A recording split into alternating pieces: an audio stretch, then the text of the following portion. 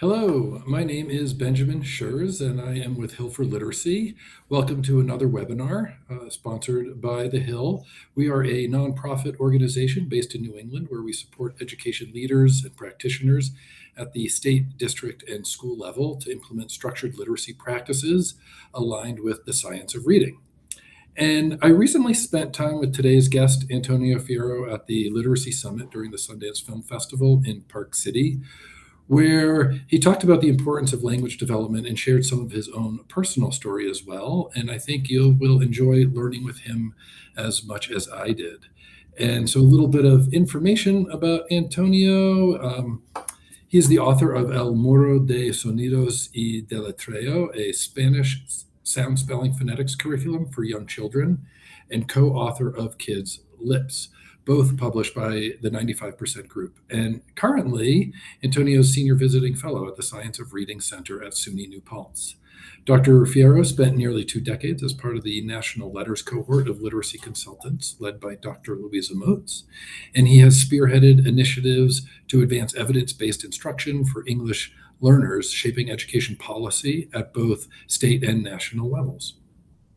Drawing on his experience, he also is dedicated working with higher education institutions to strengthen educator preparation programs, emphasizing psychology of reading and equipping future teachers to meet the needs of all learners. Dr. Fierro currently serves on the National Board of the Reading League and the advisory board for the 3rd edition of Letters. So welcome, everybody. We now get to hear from Antonio himself. Welcome, and take it away. Thank you, Ben. It's definitely a pleasure to be here, and certainly an honor.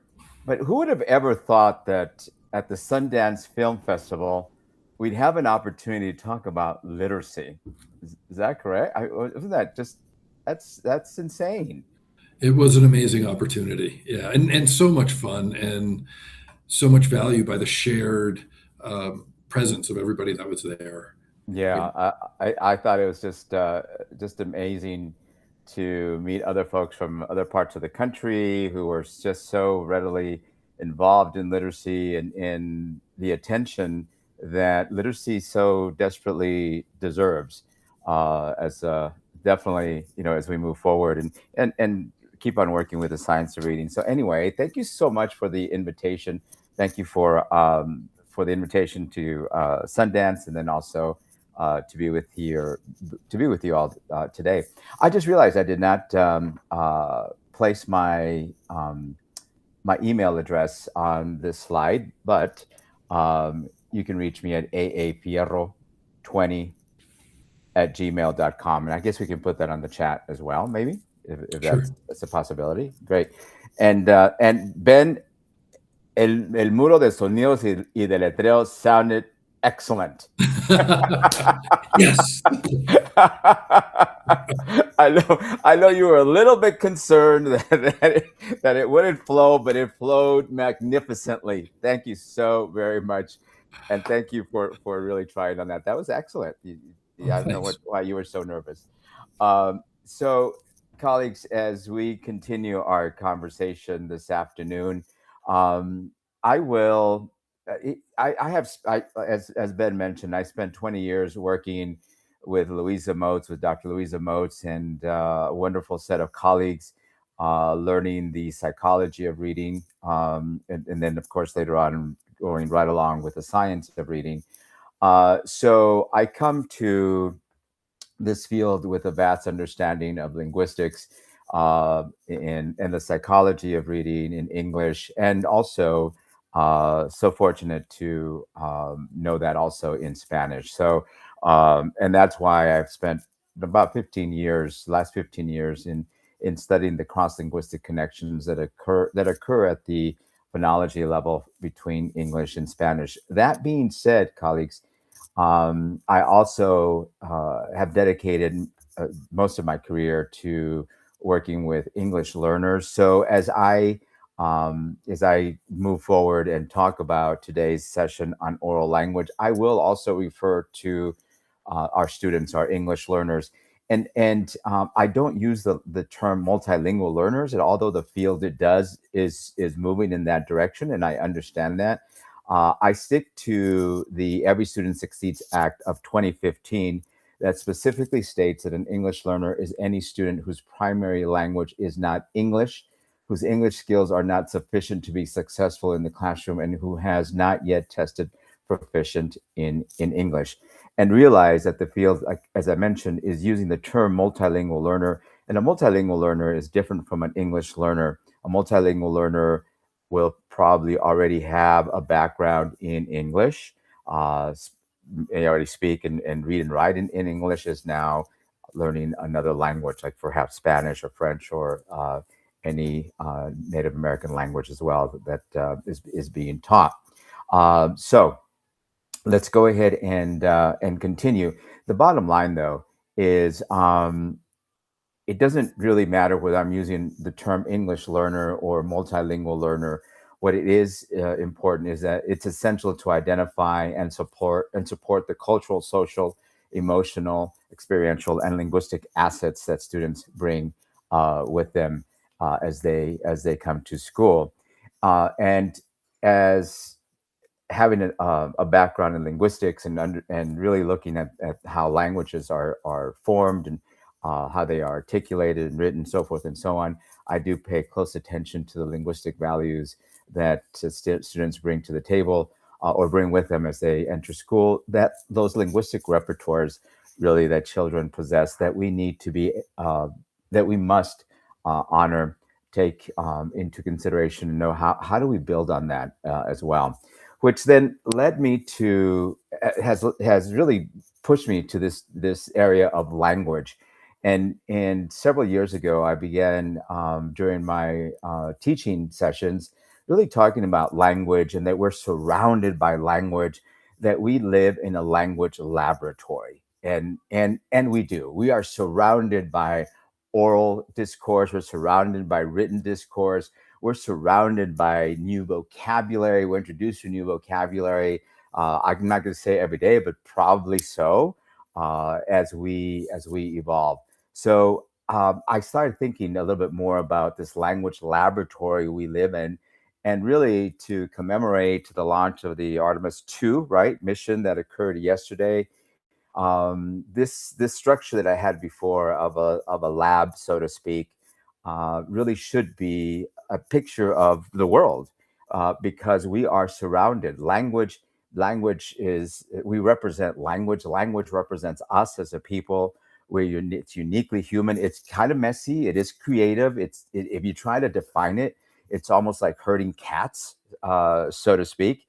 Everybody has a different interpretation of what is language, and I want to, as being a reading specialist for all these years, and also working with our English learners, I think it's important that we operationalize what do we mean by language, and also realize, and I go back.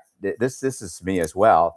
That I have said previously, like, oh my gosh, this kiddo has no language, especially as an English learner. Well, you know what? There is, every kiddo comes with a level of language, comes with the linguistic repertoires that they were introduced to, especially at home, that they were part of, right, at home, for example. So I want to introduce you to my language laboratory, and this is what I was talking to Ben about when we were making plans to go to the Sundance Film Festival, and talking about the fact that this was my language laboratory as I grew up. I live in El Paso, Texas, and these apartments were probably about maybe 5, 6 blocks away from one of the busiest international bridges along this border area.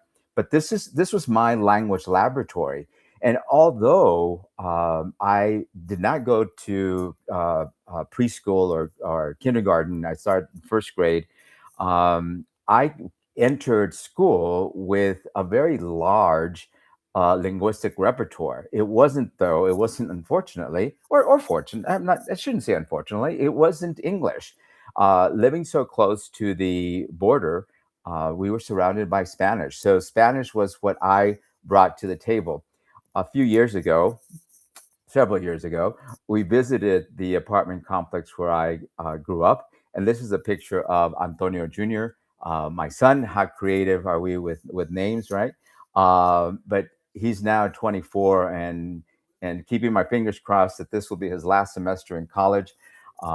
This is him when he was 6 years old, and I took him to the old apartments where we used to live, and right there where he's sitting, that's where I used to sit with my salt shaker and my oranges and apples and my fruits, and yeah, poured lots of salt on my fruits there, and just watch the world go by sitting on that top step. I was not allowed to go downstairs because we were right on the edge of a very busy street and not very safe at all. So I just watched the world go by there and listen to everything that was going on around me. I have um, framed the apartment where I grew up, and that's apartment number one. That's where we used to live.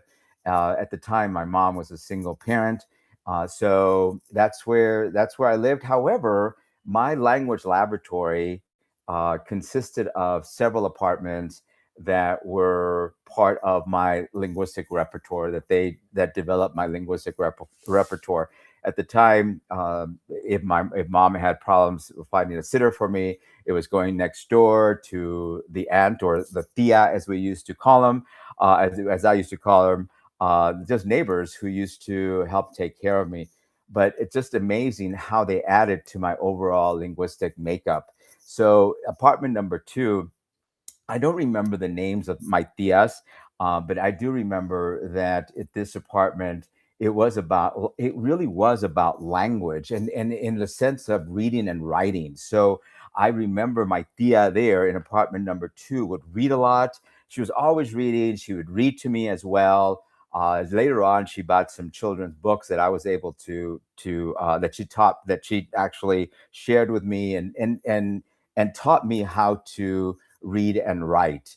I was probably about four. I entered school when I entered first grade. I read fluently and wrote very well in Spanish. But remember that Spanish has a shallow or a transparent orthography.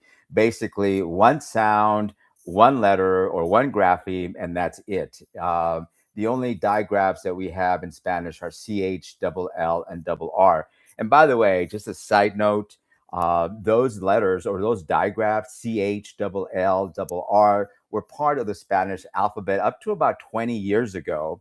La Real Academia de la Lengua Española, which is a think tank that does control or tries to not control, but at least regulate Spanish, the Spanish language, said that those are digraphs. They are not letters of the alphabet. So the CH, double L, and the double R were dropped about 20 years ago from the Spanish alphabet. The only one that remains, the only difference between English and Spanish alphabets is just one letter, the N with the tilde over it. But anyway, so apartment two was all about literacy. It really was, and really enjoyed there.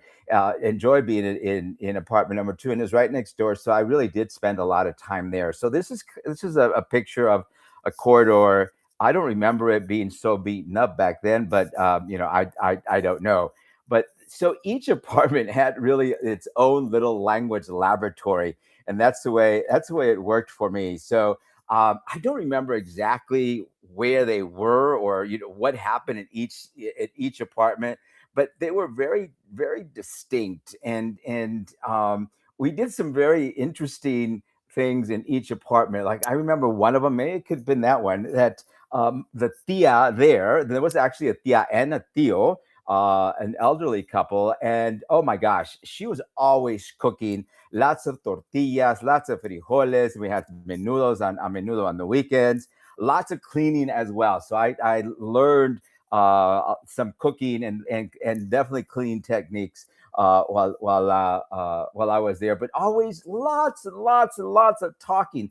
When I used to sit on that step and just watch the world go by, I could hear the tias having conversations, yelling across the corridor at each other, or the music was going on. There was always, always, always, always, always music. There was another apartment with another tia that was very interesting.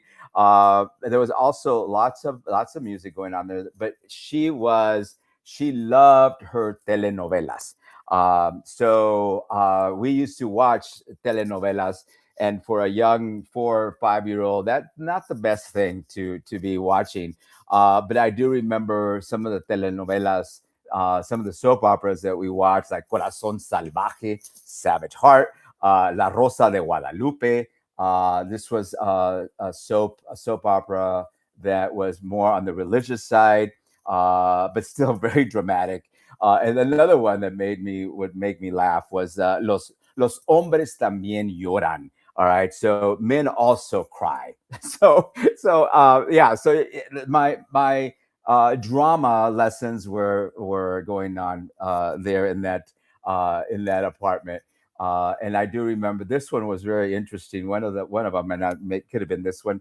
We would run errands, so I learned how to be out in public, catch a bus. We would actually take our laundry to the laundromat, pay bills, and so forth and so on. So I was exposed to the outside world as well, so it was just language, and I just remember just so much talking going on, and they allowed me to express my views. And the first picture that you saw in my title slide, that is my grandson, Christian. And Christian is just turned 4. And my daughter called a few days ago and said, "You know what? I don't know what to do with this kid. He talks way too much." And I said, "Well, yeah, the apple doesn't fall far from the tree, but you know what? We're not going to keep him from talking." So she goes, "Yes, but now I have to teach him manners." And I said, "Yes," and not interrupt, and when it's appropriate to interrupt, and when to say "excuse me" or "pardon me." And I said, "Well, that's all the pragmatics, right, of the language." And she goes, "Oh my gosh, Dad, here you go again, the teacher." I said, "Yeah, I know. You just have to know what we're doing, or what you're doing."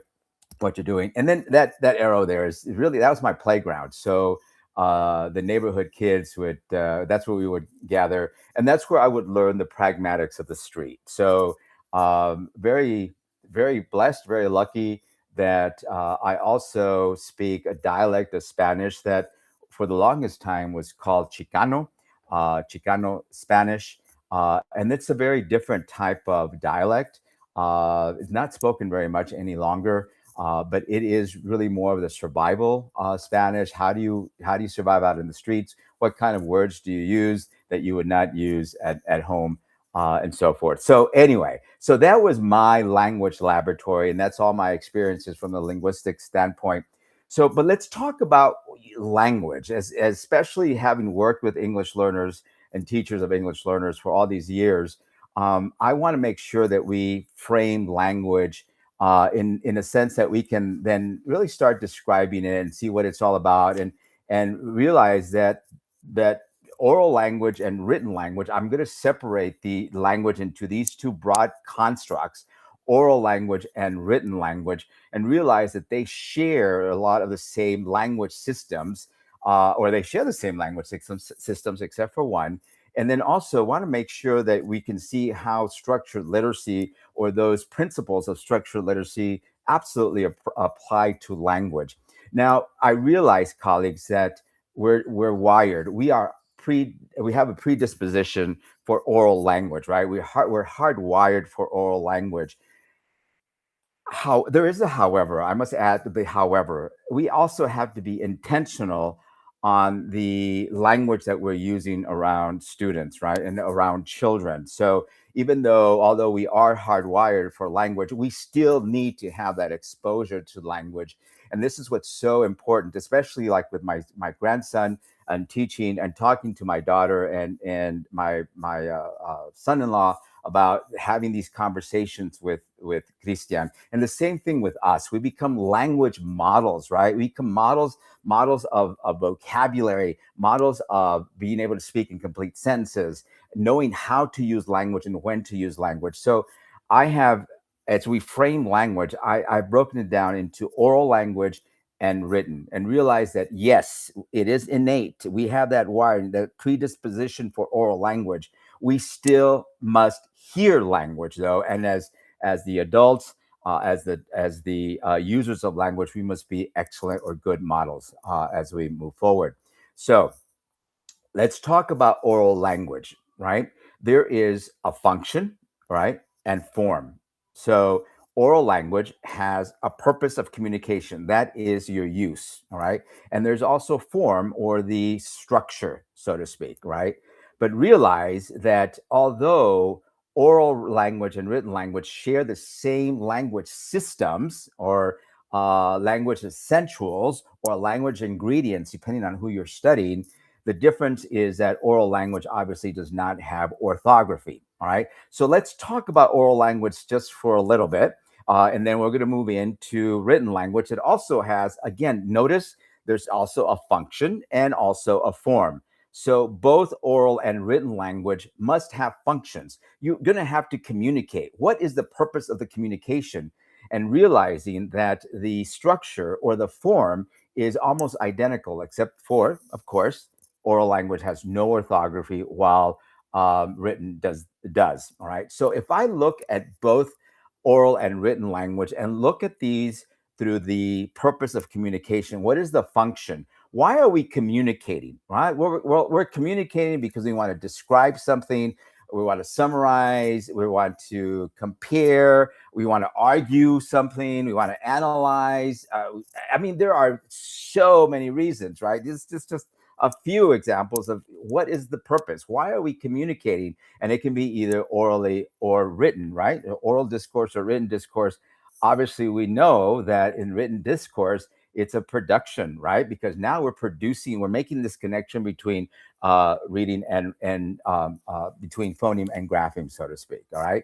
So let's go back now to the structure or the form, right? Now, what makes up structure? What makes up form? Well, form directly contributes to language function, all right? And then there's this reciprocal effect, obviously. There's going this give and take, right? So language form consists of phonology, orthography, morphology, syntax, semantics, pragmatics, and discourse. But I want to elevate pragmatics and discourse. Okay. I want it to elevate those longer segments of oral language, for example, and also the proper use of language. So if I look at language systems, what is the structure of both oral and written language? All right, let's start off with the language systems. And I always say that every word has a story to tell, colleagues. Every word has a story to tell. I'm going to look at these systems, first of all, though, from an oral standpoint, right? Oral language first, because every language, except perhaps American Sign Language, has a phonology. There's a system of sounds, right? And how they are articulated, how they are combined, how they are sequenced, right? Every language also has what I call phonotactic constraints. In other words, we may share the same phonemes, the same speech sounds in English and Spanish, as an example, but these phonotactic constraints state that in one language, that phoneme can only be found in the initial and medial position, but never in the final position, for example. And those are some of the comparisons, some of the cognitive dissonance that's created when we compare English and Spanish. For example, the letter M, the in English is found in the initial, medial, and final position of words. But in Spanish, it's only the initial and medial, never in the final. And I shouldn't say never, because there are some indigenous words of Mayan and Aztec origin in Spanish that do have the M at the end, but they are few and far between. All right, so let's not go too deep here. So every oral system, or when we talk about oral discourse, we're going to use words. We're going to know what these words mean and know how to use them appropriately, in sentences. So not only do I know what the word means, but know how this word is related to others. So I'm talking about vocabulary and semantics. Every language has morphology, because one single word can be just a morpheme in and of itself, right? So with English, we are so lucky that we have a Latin influence and a French influence, Greek influence, right? So we'd start learning about these different morphemes, the smallest unit of meaning. And syntax, well, every word does have a story to tell. all right, there are certain functions that this word is going to play in a sentence. So as we're using words, we're becoming these language models. We're teaching kids how to put words, what words mean, and how words work together in a sentence. And then, of course, then we have discourse and pragmatics that we're going to be looking at very closely. Discourse are the longer segments of communication, right? It can be longer segments of oral discourse, right? Complete sentences, longer sentences, and then pragmatics is really understanding how and when to use language, and how to use that, and know that, hey, like I was saying, the words that I used in the playground were not words that I would use with my mom back at the apartment, or with my tias, right? It's knowing that, ooh, this is appropriate here, but this is not appropriate there, and vice versa. Now, here's the deal, though, colleagues. I don't know if you noticed this. I added orthography. Now we're talking about written discourse. All right. So now I'm adding that orthography. And let me tell you, colleagues, that is just an amazing writing, an amazing invention, and especially English with its so many languages that contribute to it, an understanding of morphemes, and an understanding of etymology. I mean, it's just so much that connection between a phoneme and a grapheme, one letter grapheme, two letter graphemes, three letter graphemes, four letter graphemes. So this is a wonder, just such a wonderful invention. But now, as I think about oral discourse, I have all those language systems, right? All those language systems I have them for written discourse as well, except now I'm adding orthography, that connection between that phoneme and grapheme. And that is definitely an adventure, right? So that is very explicit. So when I talk about that every word has a story to say, to tell, I say teach a word, right? Teach language with force. Teach language with force. PH for phonology. We're able to articulate phonemes. We're able to explicitly teach phonemes, how they are articulated, what's happening with these articulators here. Teach a word through orthography as well, right? That's what the OR is for, right? And then one S is for semantics. And I would add morphology under there. And then the other S is semantics. All right. So when I say teach a word with force, I need to make sure that we understand that, wow, you know what? We're using all these language systems, and it could be either orally or written. That's what I'm saying. You have oral construct and a written construct. But let me tell you, oral is the foundation, and then we transition to print. So we go from sound to print, from speech to print, right? Speech to print. You can tell that I'm a mentee of Louisa Moats, right?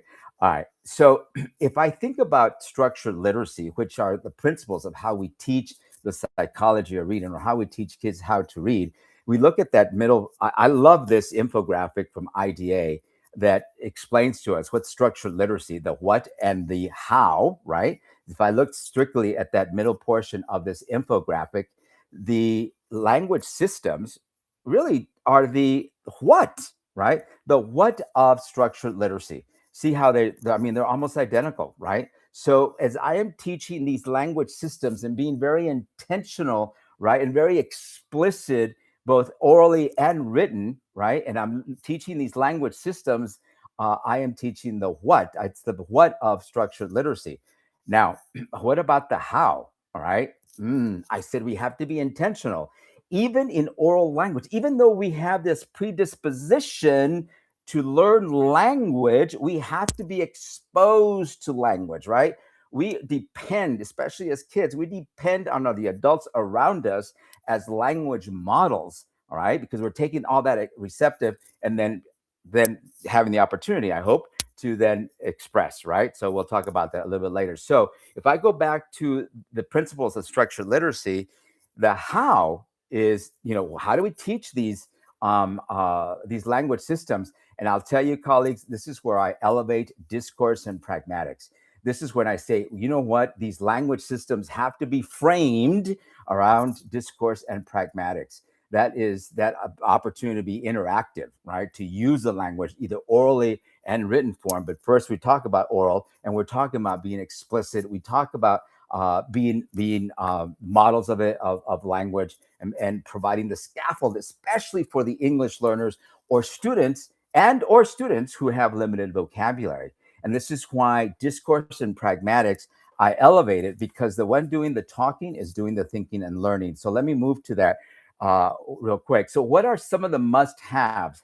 First of all, we must have this safe environment where students are communicating, they're engaged, and they're taking risks. All right. And this isn't just true for the English learner, this is true for all kids as we are developing vocabulary. And now, with the competition that we receive from iPads, iPhones, with all the screen time that is in front of so many, or the screens are in front of so many kids, uh, they need to be able to take these risks and experiment with the language, overgeneralize with the language, receive feedback from us on what is going to be the correct oral discourse or even written discourse.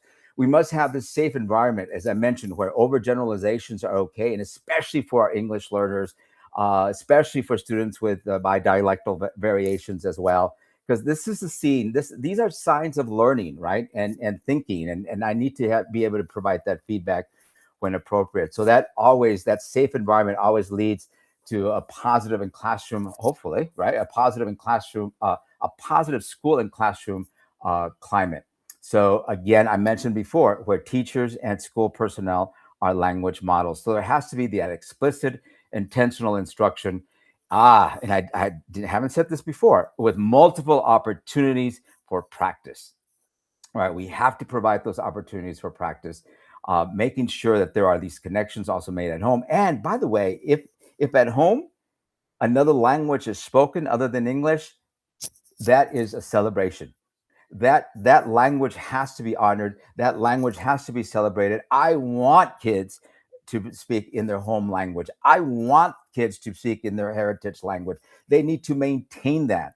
I that Not at all. I mean, that should not be a problem at all. That should not be an issue at all. They have to continue doing that. They have to be practicing with the language. So, is that going to confuse them? No, actually, it adds more neural pathways as they're making connections across the brain. So, there you go. All right. So, bottom line is that their linguistic assets are going to be accepted, honored, as they are allowed to speak in their heritage language, allowed to process in their heritage language. All right, as we provide scaffolds, especially for those kids who need additional practice, right, additional support, as perhaps our English learners who are adding an additional language. And so we have this reciprocal effect. If all this is being honored, it goes back to having a safe environment, being able to try the language and experiment with the language. And colleagues, remember this as we move on, that the one doing the talking is doing the learning and the thinking. All right. The one doing the talking is doing the learning and the thinking. So that's why we have to provide opportunities for students to be sharing, for students to be using the language, for students to be translanguaging. I don't think I added translanguaging. That might be a term that you've heard before. Translanguaging is a term that we use with our English learners, where they are allowed to process the question that is being posed, as we're working on projects, that they can use their home language with other students as well to maneuver through any questions that may be being asked. All right, and that's okay. Uh, the the key here is to provide scaffolds, colleagues, provide scaffolds so that ultimately the answer, right, or the final product is in English. All right, because that's the goal, right?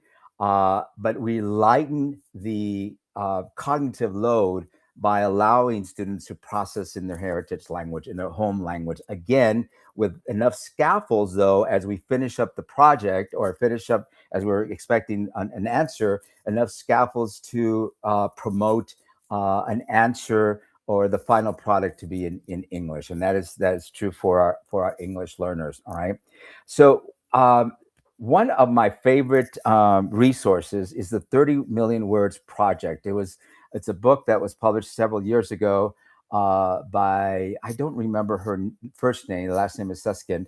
And she's actually a medical doctor who was quite alarmed with the limited amount of vocabulary that students bring with them. So she developed this project, and it's really quite simple. I mean, gets to the point where we tune in, talk more, and take turns. This was written really for households, for parents, right? Um, where she talks about, and I need to mention this too. We do want vocabulary, we do want oral language, we want quantity, all right, but we also need quality. All right, so that quality is in essence here. So the project, it talks about these three different principles of tuning in, talking more, and taking turns. And so when I first read this resource, this publication, I thought, wow, why can't we be using that also with our in the classroom, right? We tune in. What is it that the student is working on that can spark additional conversation, either additional oral discourse or written discourse, right? I'm going to express some ideas, or perhaps some ideas concerning what is going on, and the point here is that I also want the student to be talking more. So I'm going to tune in, talk more, and I'm going to take turns. So talking more and taking turns really are, it's kind of a reciprocal issue here, thing going on here, because as I take turns, I'm going to talk more. As I take turns, I'm going to talk more. And this is this also goes by, or really connects very well to another resource that I'll talk about here in a little bit. It's titled "Strive for Five." It's a publication by Cabell and Zucker, but I'll talk about that as well. The point here is to extend the conversation orally first, and then we can go ahead and build into written discourse.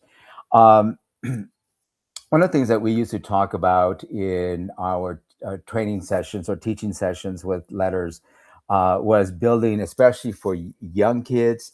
But this is so helpful also for our English learners, for example. All right. So, how do we build this receptive language?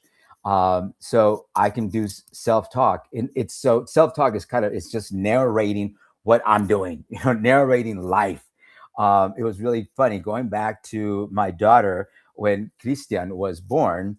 I kind of got after her and my son-in-law because they really weren't talking very much to Christian, and these are highly educated individuals, and so when I said, Candace, you need to be talking more to Christian, and she was very honest. She says, Dad, what can I tell a baby? What can I talk to a baby about? Like, oh, okay, good question. I said, why don't you just narrate your life? All right. So Keiston is listening, right? Keiston's going to be tuned in to you, and you're going to be narrating what you're doing. All right. And the same thing can happen in the classroom, especially for newcomers, as we're working with English learners and newcomers, that you are narrating what you are doing. I am taking these 5 cc's of water and I'm pouring them into this beaker that I'm going to place over the flame. So I am describing, that's what I told Candace. I said, Miha, Miha is short for my daughter. Miha, just as you're driving, as you're doing, you're working out in your little gym, you are talking to Christian. You're telling him what you are doing. All right. Or parallel talk is also builds that receptive level, where you are actually narrating what they are doing. All right. Oh, I see. Christian, you are taking your socks out of your drawer, and now you're going to go get your shorts and blah blah blah, right? So you are narrating what they are doing, and then there's this give and take as well. All right. So what about the expressive?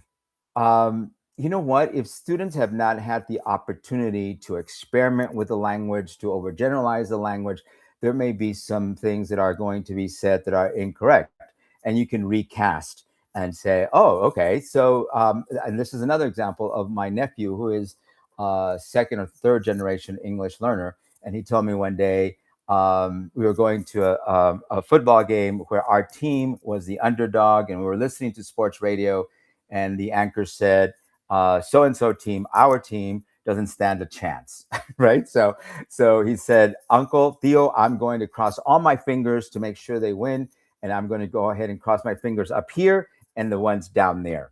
All right. So I'm like, Okay, you're going to cross your fingers up here. I get it. Okay, you're going to cross your fingers up here. So you're going to cross your fingers and you're going to cross your toes. And so it says, "Oh yes, my toes." Um, so what he was doing was he was experimenting, he was overgeneralizing, he was using the components of English to describe something in Spanish. By the way, in Spanish there is not a word, there's not a single word for the word toes. That word is it's non-existent. So we say it's going to be a literal translation. It's going to be the fingers of my hand, all right, and the fingers of my feet, los dedos de las manos y los dedos de los pies, right? So that's how we say toes, dedos de los pies, dedos de los pies. That's 5 syllables, right?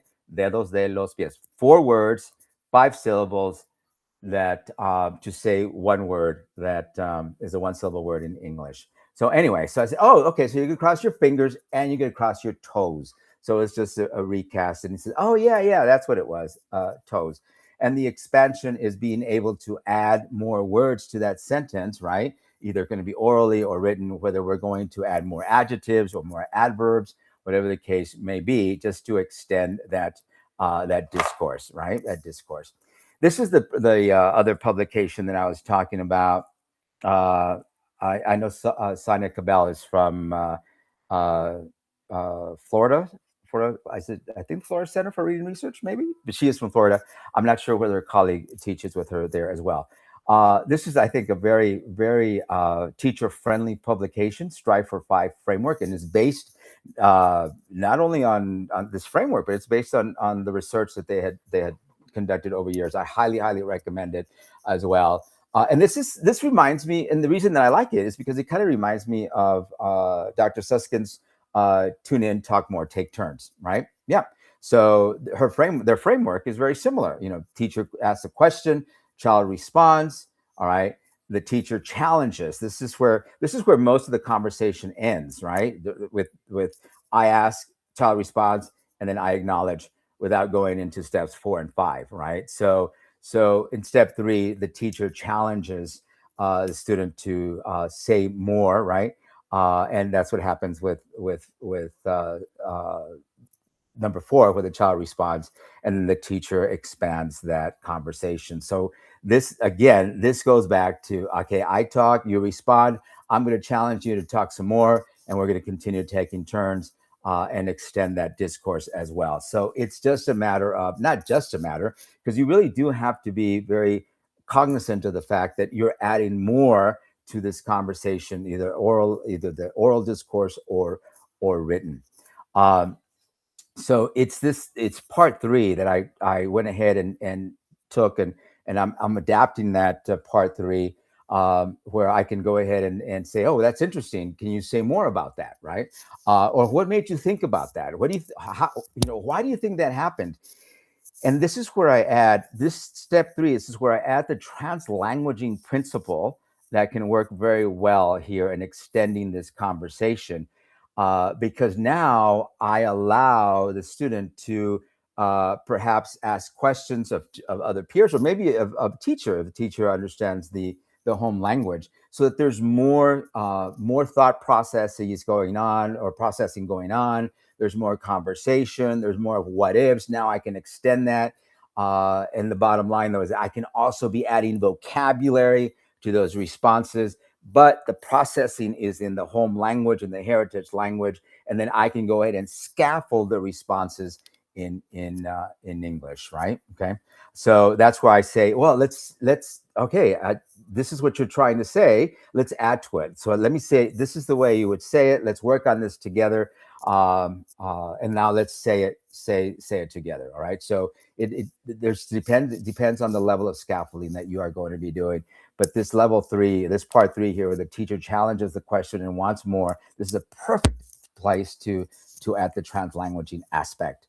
And of course, I'm going to go ahead and give a call out to my colleague from Letters, Judy Dotson.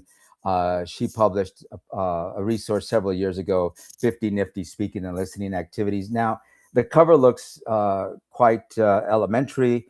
The activities that are in there actually are quite interesting that can be done across the board. One of my most favorite activities is a 30-second conversation where I'm going to take 30 seconds out of my day, just 30 seconds out of my day, to have a conversation with one of my students or two of my students, to extend that discourse, to also let them know that I care about what is going on with you. I know what might be making you happy or making you concerned. Let's have this conversation. And we have, again, I'm tuning in, right?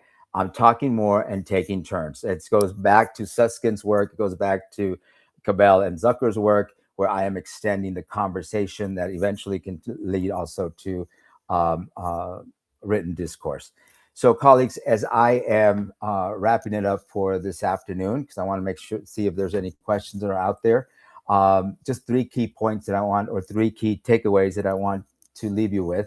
One, remember that we're all living in a language laboratory, all right, and or a world, or a world of language, right?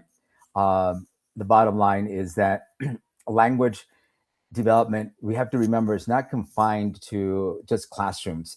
It is going to be shaped by the interaction, by the environment, by the experience. And I've heard this. I've never said this before, but I've heard other colleagues say so, that students do not arrive as empty vessels. All right, they come with fully formed linguistic systems. That's what I do say. That they do come with fully formed linguistic systems that then we can build instruction upon, and not replace. Not replace. We add to it. All right. I say we have this reading superhighway that goes on, especially between phonemes and graphemes, between that frontal lobe and the occipital lobe in the back of the brain. You know what? That superhighway is intact. I came to the school system with a superhighway already fully built in Spanish. And what my teachers did was just built additional lanes, I should say, to that highway now to be able to process English, right? So language is both structure and form. I'm sorry, that's not what it says. It says language is both structure and use, right? So form and function is what we call it in linguistics. So effective instruction has to address form, which would be the phonology, the orthography, the morphology, the syntax, the discourse, and semantics. And remember that we elevated discourse and pragmatics, right? So discourse and pragmatics then form that framework around these areas, right? These language systems, right? So we're going to make meaning. We're going to make meaning, and this is where discourse also comes into place, right? And pragmatics. We're going to make meaning through discourse, interaction, and purpose as well, right? So I added a little bit of structured literacy in there. The principles of structured literacy. I'm not teaching structured literacy. I'm teaching the principles, or using the principles of structured literacy that provide the architecture, right? While oracy activates that system through meaningful use. And then the final item, the one doing the talking, is doing the thinking and the learning. So oracy is not really it's not an add-on. It is a driver of cognition and the development of literacy. So students need those intentional opportunities that we're going to provide to articulate ideas, to refine language, and most importantly, in my opinion, as a linguist with just a love of foundational skills, also with the opportunities to connect speech to print. So remember that when learners are talking, when they speak, they are actively not only shaping language, but they're also shaping thought, right? So just keep that in mind. So colleagues, it was just a true privilege and honor, such an adventure to be here. Again, my email address is aafierro, Fierro, aafierro 20 at gmail.com if you have any questions. So Ben, wow, I can't believe, I mean, just time just flies. How does that happen? How does that happen, and why does that happen? Because there's so much to talk about. So much discourse to be had, shared, listening, understanding, and it is such an important topic. And clearly is passionate to you too, from your Yeah, lived experience. Thank you so much for sharing your own personal story and the images. I think it's so important for everybody and all our colleagues to hear our personal experiences, our personal stories. It anchors so much of the research, so much of the thinking behind the actions and the what and the how we do this into yeah, absolutely. our own Yeah, lives. Because, like you said, we all come with our own stories, our own language, and our own language laboratories. You exactly. bring yours, I bring mine. When I say oy vey, or what, I bring my own Yeah, kind of yeah, community family language into the experience with students as well. and that has to be honored. And when we talk about the science of reading, we're going back to the psychology of reading, and we're going back to an understanding. If we understand those language systems, Ben, we understand so much about literacy, right? We understand so much about oral discourse, written discourse, where breakdowns occur, why students may struggle. It really is the lifeline that provides us really a deep understanding of what literacy is all about and how language works.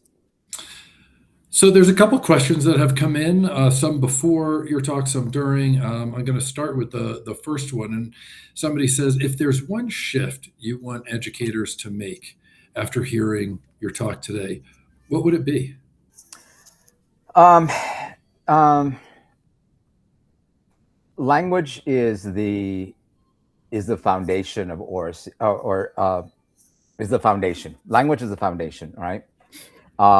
It's the foundation. I need to build upon that language. And so we also have to be mindful of the fact that sometimes we have students who come to us with very limited oral language, and it does become our responsibility to build on that. I remember early on in my teaching career that I had and I'm not throwing anybody under the bus. I had an administrator whose background was in high school. He was a high school administrator, and then he got promoted from an assistant principal to a principal, but he became a principal of our elementary school, right? And he was the first one to say, "I have a lot to learn," because I always thought that a quiet classroom was a classroom that was learning, and Mhm. he said, and there are times when we do need the room to be quiet as far as assessments are concerned. He said, but I have learned that a chatty classroom is a learning classroom. So we have to understand. I think that's the biggest um, uh, message, or the biggest shift that I think we need to make. Is that we need to be language models, and we need to be able to promote, first of all, oral language. Yeah. And one of the things you mentioned while you were talking in your presentation is to celebrate people's home languages or heritage languages. And Mm-hmm. that resonated with me as I've taught and had classrooms around, and really helping students bring in those languages into the classroom, leverage those assets, help them feel proud rather than feeling like it might not belong in the classroom. And I just want to kind of Yeah. amplify that message for Yeah. me as I was And listening as one of the really powerful tools that we have, because we can be intentional about that as well, right? As mhm. intentional as we can be about vocabulary, we can also be intentional about that, creating that safety and that environment that welcomes people's languages in. And there's one thing that I also want to mention with that, especially with our English learners.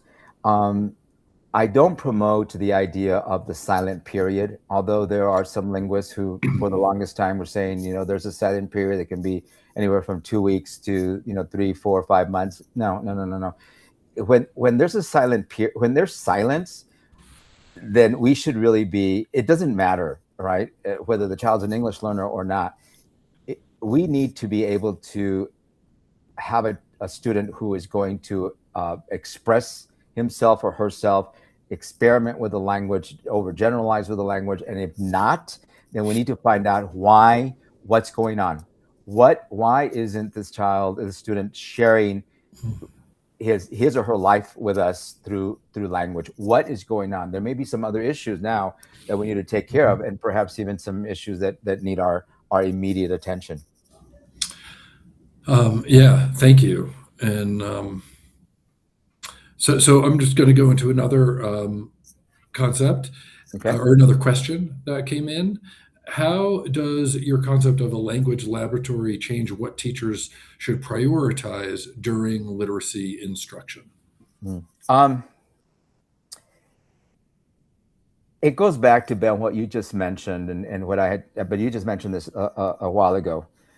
We need to be able to honor, not only celebrate the skills and the language that students bring with them, we need to take them from where they are and add to it, right? So we need to be able to we need to tune in. That's the bottom line. If I look at Suskin's work, the first thing she says to parents, and the first thing that I have to say to us as to our colleagues is we need to tune in.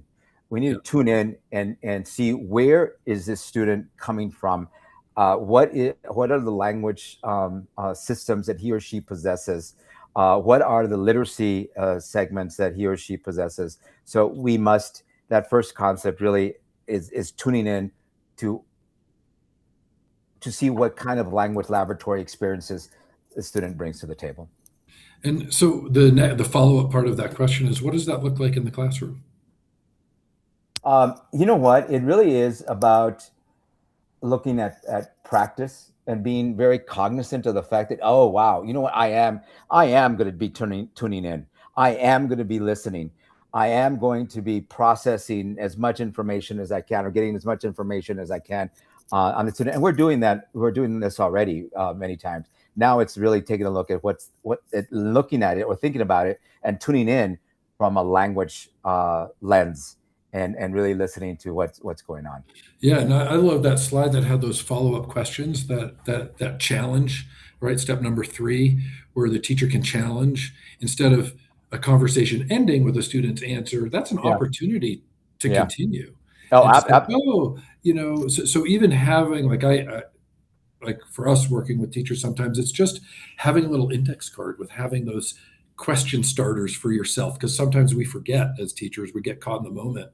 But kind of keeping that going, that 30-second conversation that you mentioned, those just seems like that seems like low hanging fruit for teachers to yeah, to use. yeah, yeah, exactly. And and Cabell and Zucker in their studies, remember reading specifically that many times these this turn taking ceases after number three, after step three, that I talked about. So it is about then, coming back and, yes, acknowledging what I had on the slide was, the teacher question, what happened on this page, and the child responds, they were mad, and teacher says, yes, they were very angry, and then the conversation can stop, and that goes back to what you were saying then, Ben. No, so how do you think she could have acted when she got upset? What else? That's interesting. Can Mhm. you say more about it? What made you think of that? Wow. What made you think of that? That's like, now I'm really thinking about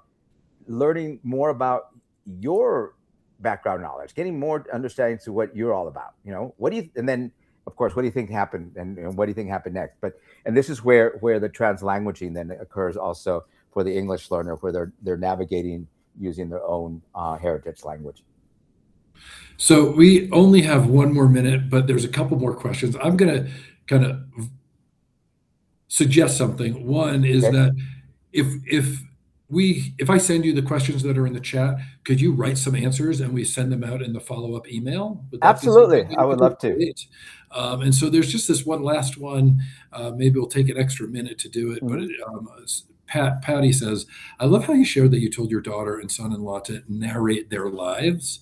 Hmm. Um, where did it And go? Oh, here it is. On here, narrate their lives. This is such a powerful strategy. How could this be replicated in some way in the classroom to support those students who may not have had that experience at home? it's actually following the same process. It really is. And let me tell you, I use that narration. It's a think aloud, right? I Yeah. use that narration when I was teaching Antonio Jr. how to drive. right? Um, so he was, Yeah. and he was a late bloomer. The kid started driving like when he was like 18, right? And it was, I just thought about it, and I thought, you know what? You're gonna sit there as a passenger, and you're gonna listen to me, because I'm going to share with you every thought that's crossing my mind, every thought that's crossing my mind. And then after a while, he says, "Oh my gosh, Papa, are you exhausted by the time you get home?" And I said, "Yes."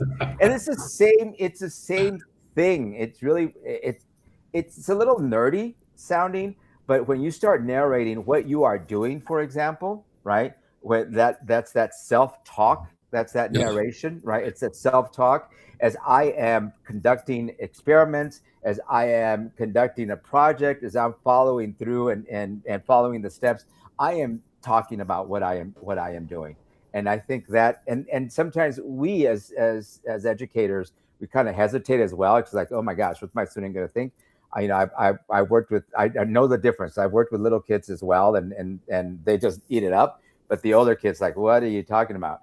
And actually, quite honestly, I use that also. I'm a visiting professor now with SUNY, and it was 5 years for Mississippi. So I did a lot of modeling that with my own students, who weren't my students were not pre-service candidates; they were university professors.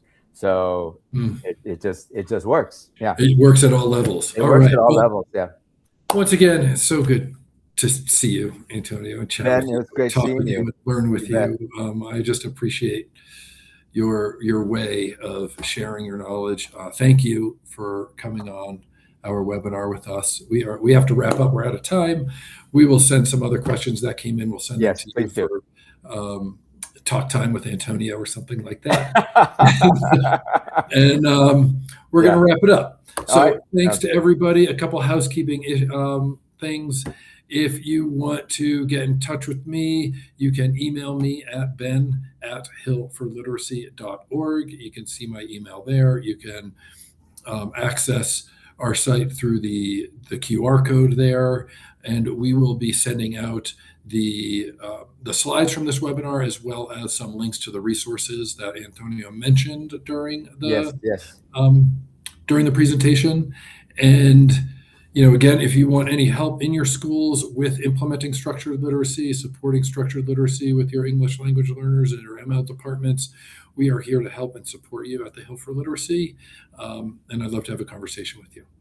And with that, have a wonderful day, everybody.